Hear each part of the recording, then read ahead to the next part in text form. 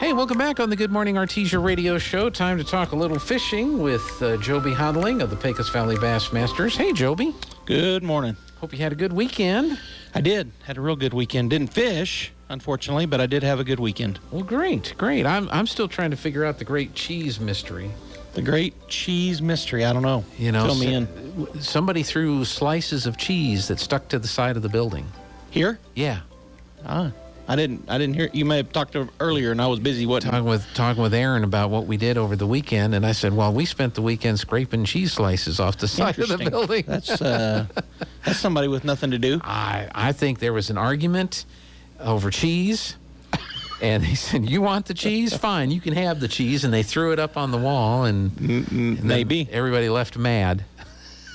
That might be the deal. I'd just go with that. Unless you find other things and other evidence. I don't know. That leads you to believe otherwise. That's right. Well, let's talk about, you had a fishing tournament over the weekend that you didn't get to go to, of course. But, I didn't go, but we had our final season, or our final regular season tournament over the weekend. As you said, it's at Lake Stamford in Texas. And had 5 boats, 5 anglers, and 4 co-anglers. So one of the boaters didn't have a co-angler. So not a huge turnout, but about what we've been averaging this year. We've been averaging between 5 and 8 boats this year. If I'd have won, obviously there have been 6, and then there's a couple of other folks that weren't able to make it as well. So 5, like I said, 5 boaters and 5 non-boaters, or anglers and co-anglers, 5 boats, and on our Facebook post, I put elusive day one bite. They had a pretty tough day on day one and really all weekend. And I don't know, I think the weather was pretty good. I do think they said it was pretty hot. And so it was hot. David Rutherford got on the fish on day one, and he caught a limit, which is fantastic. But normally when we have somebody catch a limit on one of these lakes, several people do. But in this case, he was the only limit. His was the only 5-fish limit caught, and so he was out in front by a bunch. And in fact, he caught 5 keepers, had a bag, had a full limit, and then we only had 4 other fish keepers wise caught of everybody else, of the other 8 people. If you look at what we have up on the screen, you mentioned Dave. He had 5 fish, 5 alive, but then Dave Watkins, Jerry Houghtaling, and Lee Johnson, 1 fish each. Right, and I'm going to tell you, and Mike Hill didn't have any, and all 5 of those guys are outstanding fishermen. So it was tough. It was an elusive bite. I didn't talk to anybody except for via text, and that was just David and Lisa. They took care of our tournament duties. And so they were sending me the information, and then I was inputting it into our stuff, Facebook, and putting it digitally, because we handwrite everything there at the site when we're taking down the scores, and then I always put them in to our spreadsheet digitally so they're easier to read, whatnot. I did have a couple of mistakes. They're minor, and I'm going to fix those later, but in terms of the weights, I don't know if I misread them or just mistyped them in, but it didn't change any of the results. So, yeah, on day one, you see that David Rutherford caught 5 fish. He won big bass on day one as well with a 4-pounder. And he went into day 2 at that 12.6 pounds and was, in the lead big. And the only non-boater that caught a fish was Mark Willever. And that's another seed. So Mark would be normally, he is a boater, but he went as a non-boater this time. So, we've got around 8 or 9, 10 possibly normal boats. So this was about half of what we probably could have had this year. From our club standpoint. Hopefully next year is going to be a lot bigger. We do have, I've talked about it, that we've got some other people joining and looking forward to next year. So that's David Rutherford on day 1, 2 of his keepers, and I think probably the one, I don't know which one of those was the 4-pounder. They both look similar in size, but one of those was the big bass. So he won big bass on day 1, and then 2 of his keepers. That's Lee Johnson with his one keeper on day 1. Nice looking fish. And that's David Watkins, and that's his keeper on day 1. And again, each one of those guys only caught the 1 fish. David's only holding 2, David Rutherford, but he did have a limit. And that's Jerry Houghtaling, my dad, and that's his 1 fish on day 1. And that was a little over 3 pounds. So he had the second biggest bass, but anyway. Yeah. And then as far as the non-boaters, we didn't get a picture of Mark, so he had 1 fish. Okay. But so that was day 1. and then you're going to day 2, looks like. Mm-hmm. Okay. So let's bring up day 2. So here's the day 2. So that's actually the final results. I didn't have a picture of day 2 on there, but I'm gonna tell you because I should have it here on my phone. Let me okay. So that I can tell everybody what day 2 happened. Because I forgot to I didn't show that. I always do that on my Facebook post on day 2. I just show the tournament results, finals. Totals, I hardly ever show day 2 what happened. So on day 2, David Rutherford, who was leading after day 1, caught 3 fish. So he had 3 out of a 5 limit bag. So he had 3. His weight was 7 pounds, and that took him to 19.6, which you see he won the tournament with 19.6 pounds. Mm-hmm. David Watkins and Jerry Houghtaling ended up not catching a keeper on day 2. So they zeroed. And then Lee Johnson had 2 and had 5.7 pounds. And that may have been one of my mistakes. I got to fix it. But anyway, he ended up with 8.3 pounds. So you see there that on the boater side, David won the tournament. We did just pay 1 place with the number of entries we had. Lee came in second. He caught the 1 on Saturday and then caught 2 fish on Sunday, and he moved into second. Jerry, David Watkins, and Mike Hill rounding out the boater side or the angler side. And then on day 2, non-boaters, or the co-anglers, Lex Klein, ended up catching 3 fish. Mm-hmm. He was fishing out of the back of my dad's boat. Him and Jerry fished together, and he had a 3.8 pounder, and ended up with 8.9 pounds on day 2.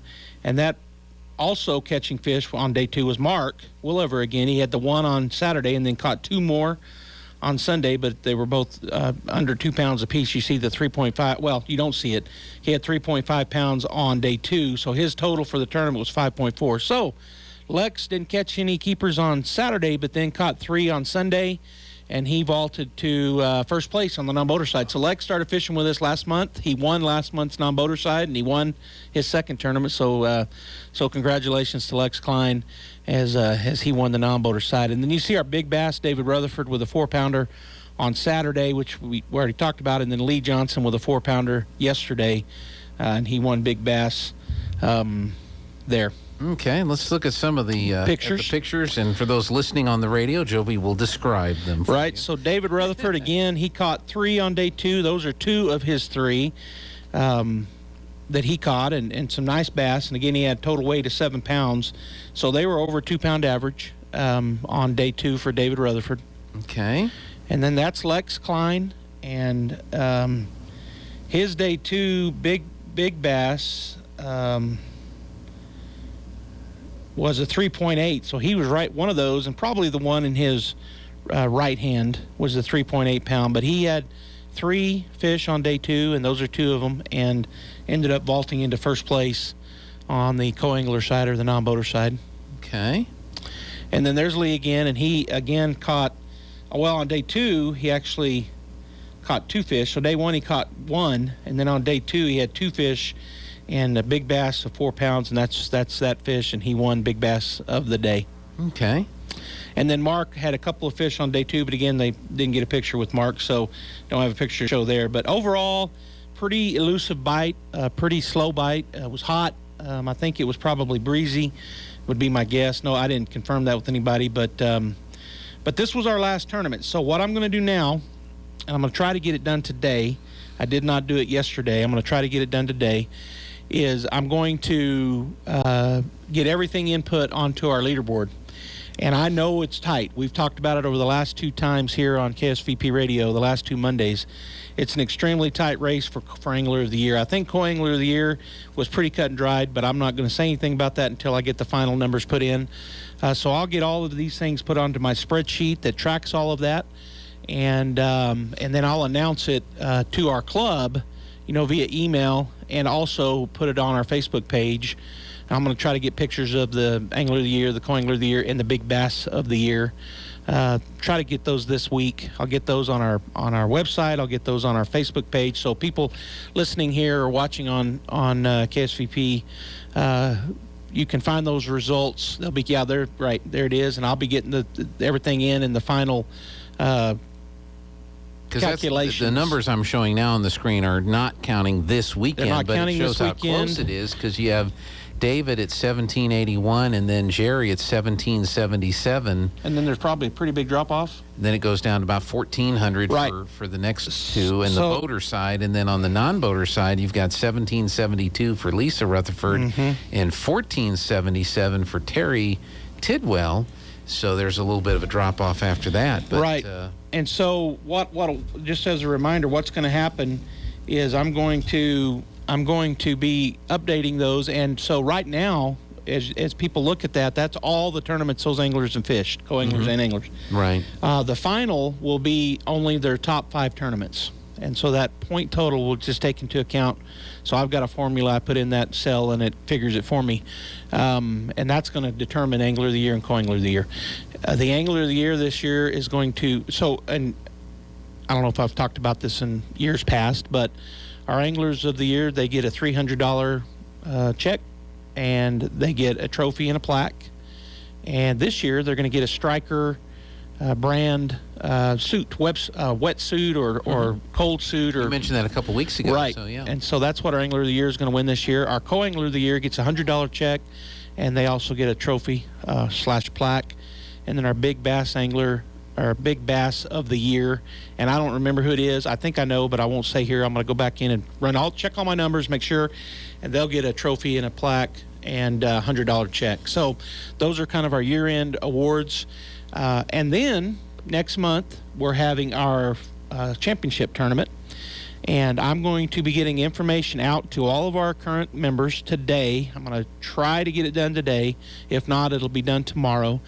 And I'm going to put it on Facebook and on our website as well. But I'm going to be emailing, so anybody out there listening know that we're going to choose our lake.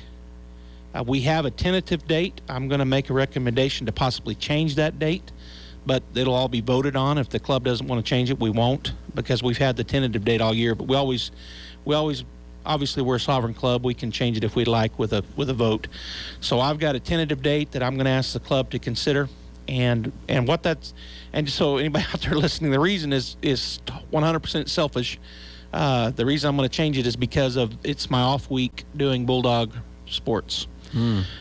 So if the club doesn't want to, then that's the way it'll be, and we'll fish our tentative date. But if they vote to do that, then it'll bump it up a week, because that's the week we ended up being off for Bulldog Sports. Which is next week. Which is, so 2 weeks. 2 weeks from this weekend. So, and the club, the membership may say, no, we need more time. And if they do, that's okay. Yeah. You'll just have to drive. So it's 3 weeks. I'll just have to drive at night and get no pre-fish, or not do the game, one or the other. I have either one of those options. So I'm going to get that out. We're going to vote on our tournament lake and what we've always done in the past, and